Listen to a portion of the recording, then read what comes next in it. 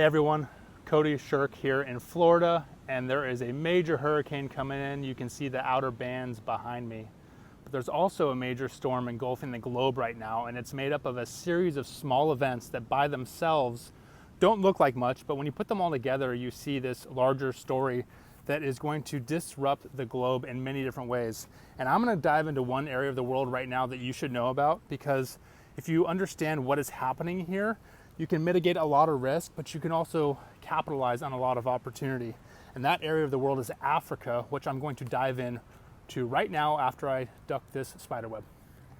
All right, let's do it. To dive into the Africa topic is to show a picture of the continent first. There are many countries within Africa, and the borders are changing often, and there's always something going on somewhere on the continent that is very difficult for people outside of the African continent to understand. And that's because there's so many languages, so many cultural nuances, and so many exterior forces trying to put pressure on different areas of Africa. So the first country we're going to talk about is Angola. That's on the Atlantic coast of Africa. And something came out in the news today that's left a lot of people scratching their heads. And that is that Biden is postponing his trip to Angola.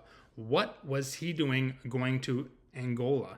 Well, that is something that is a part of what I'm going to be explaining right now and why you should care as an investor.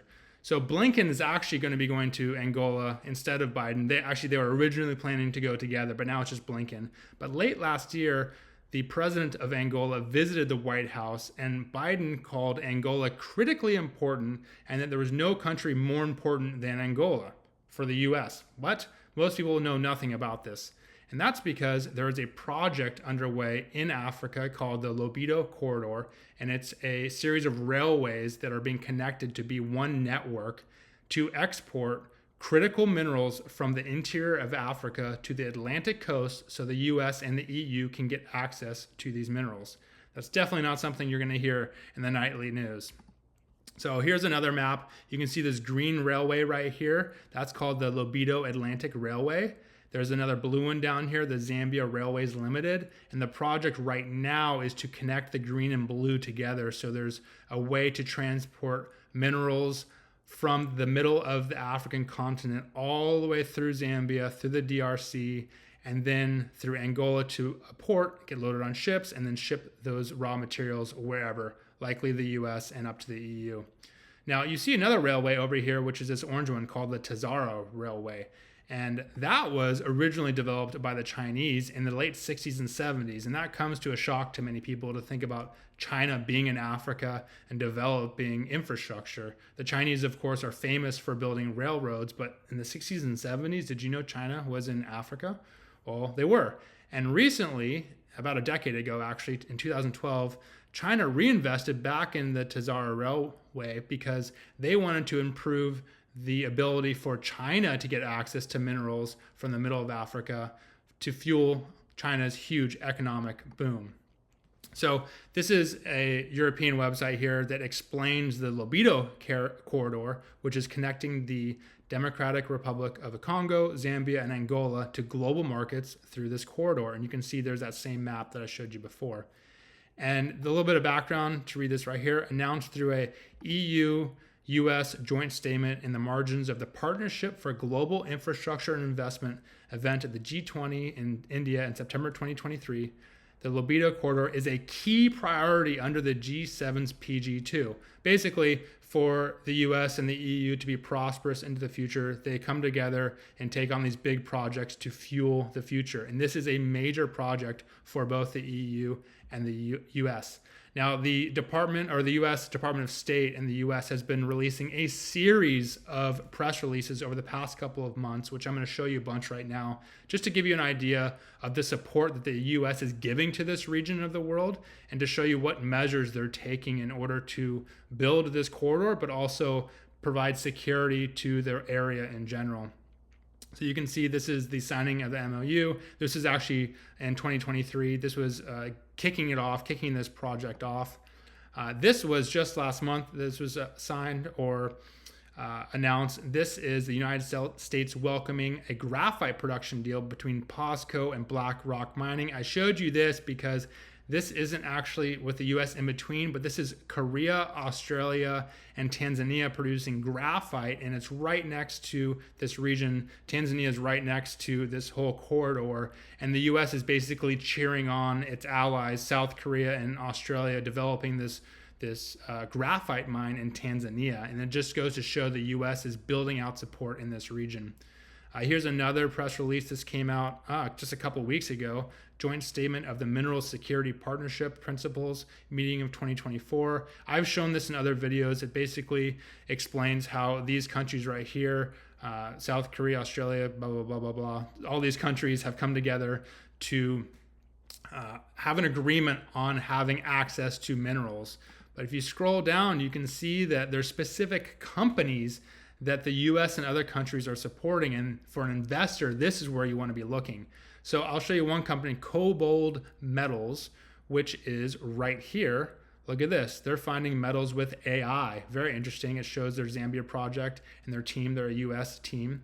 And this company right now is private. I wouldn't be surprised at all if they IPO, but the US is directly supporting them. They are literally in the press release from the US State Department. And there are a variety of other projects being taken on in this region of Africa, which the US talks about in this press release.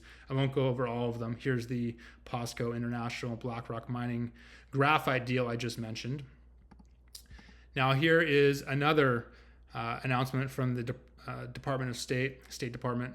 Acting Special Coordinator for the Partnership of Global Infrastructure and Investments traveled to the blah, blah, blah, blah, DRC and Congo and Tanzania.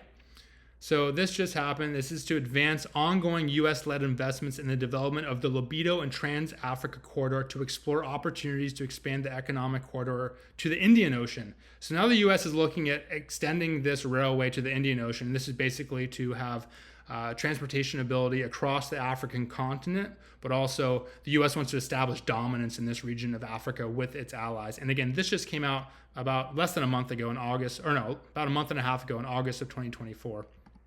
Here's another press release. The US State Department is imposing sanctions on armed groups in DRC. So this is an example of the US pushing its power on bad actors in the region, bad actors to the US. So the US is putting sanctions on certain groups and people who are threatening this whole corridor. And again, this is the bigger picture of where investors should be aware of minimizing risk, but also seeing opportunity. The US is putting big time money, effort, and power into this region of Africa to develop it. Here is another press release about the Libido Corridor. Let's see, the PGI's efforts to upgrade and build new railway will result in the first trans-Africa rail line stretching from the Atlantic Ocean to the Indian Ocean. The US is throwing big money behind this. And again, it's another example of what they're doing in the region. Here's another one. This is all coming out in the past couple weeks. This is a couple weeks ago. This took place in New York. There's a whole script of what's going on here. So this route across Africa says used to take up to 45 days by truck. Now with train, that will split the time down significantly. Here's another press release from the State Department.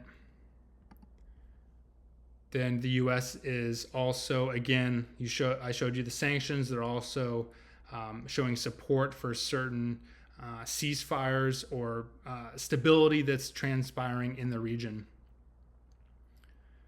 Here's more examples of the State Department releasing statements. This one is to show the project, which is over $1 billion, big money going into these projects.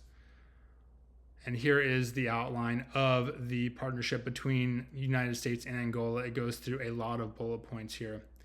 Again, I'm as I said in the beginning, there's a lot going on here in Africa, and I'm not going to dive into everything. I'm just showing you the general 30,000 foot view so you can understand as an investor what's going on in the continent. All right, so back to the map of Africa. I just talked about the area of Angola, the DRC, Zambia, which includes Tanzania, over on the Indian Ocean side where the railway would be going through.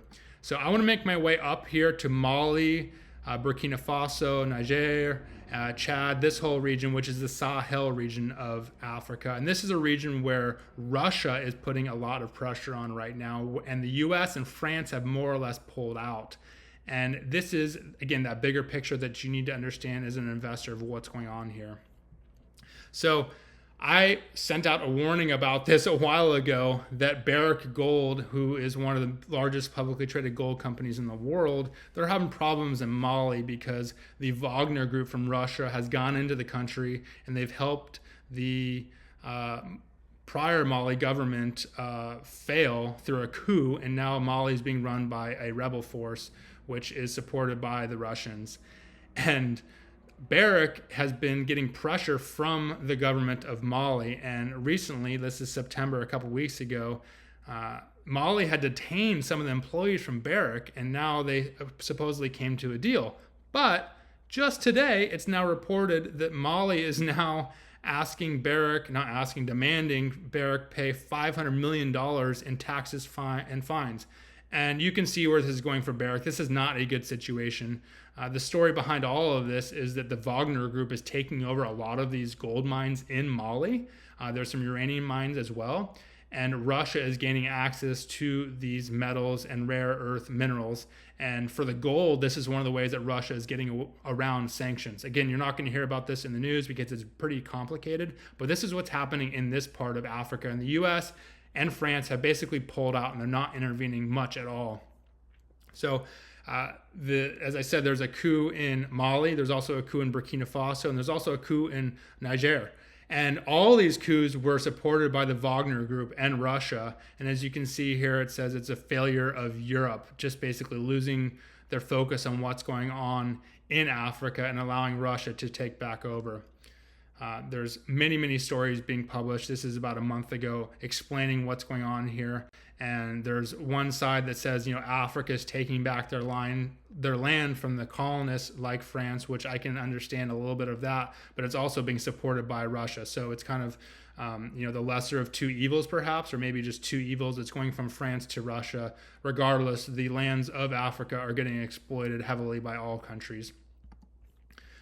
This is another story that I've talked about previously, which is France has lost their mining rights in Niger to get uranium. France currently gets about 20% of its uranium from Niger, and 80% of France's electricity comes from nuclear power plants. So this mine was extremely important to France, and it was taken away. So France has had to fire up some other alternative sources for power for their country because they are having uranium shortages right now. It's become a problem for them.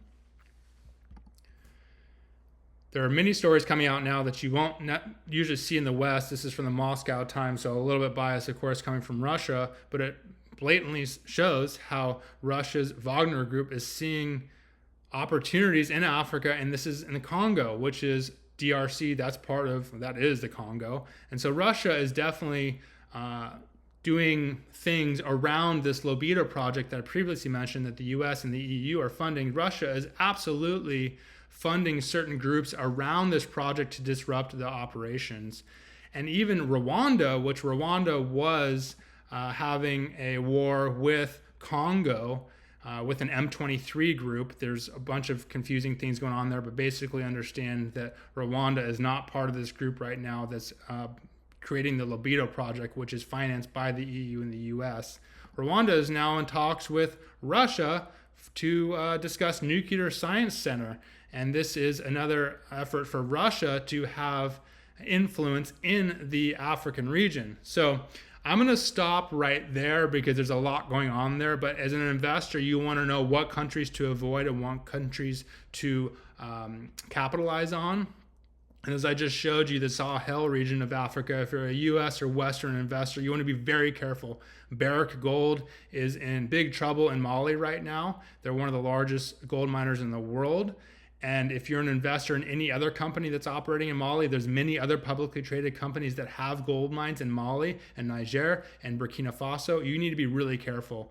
The flip side is if you see countries that the US is really backing right now, such as Angola, such as the DRC or Zambia or Tanzania, these are areas where there may be some short-term opportunity for investors. I say short-term because I don't know what the long-term effect is going to be of these projects and how much power the U.S. is going to have on these regions. But as a Western investor, you definitely want to be backing the side that is supporting your financial interests. All right, guys, I'll leave it there. I'll dive into much more Africa geopolitics soon, so you have some sort of idea of where to invest and where not to. And we'll cover another part of the world soon as well. All right, see ya.